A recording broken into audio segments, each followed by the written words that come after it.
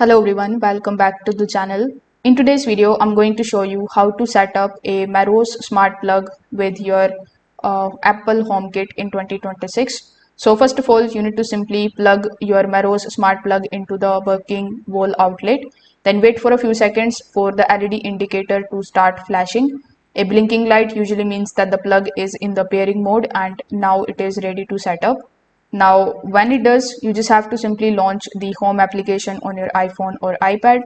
Over here, when you press the plus icon on the top right hand corner, you will be shown these types of options. So among these, you just have to simply select the option of add accessory to begin the HomeKit setup process. Now you need to simply locate the HomeKit QR code on the smart plug user manual, or it will be available on the packaging.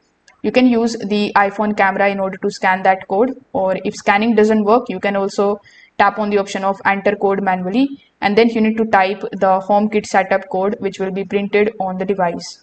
Now after the HomeKit detects the accessory, you can just simply choose a room such as living room, bedroom or office. Giving a plug a description name like desk lamp or coffee maker makes Siri voice commands much easier to use it later. So once the setup is completed, you can tap on the option of the plug icon inside your home application, and then you can turn it on, you can turn it off a few times in order to confirm it responds correctly. Now you can also test the voice commands such as hey Siri, turn on the desk lamp, and see if it is now working properly again. So that's how you can basically do it. If this video helped you out, make sure that you like this video and subscribe to the channel. Thanks for watching.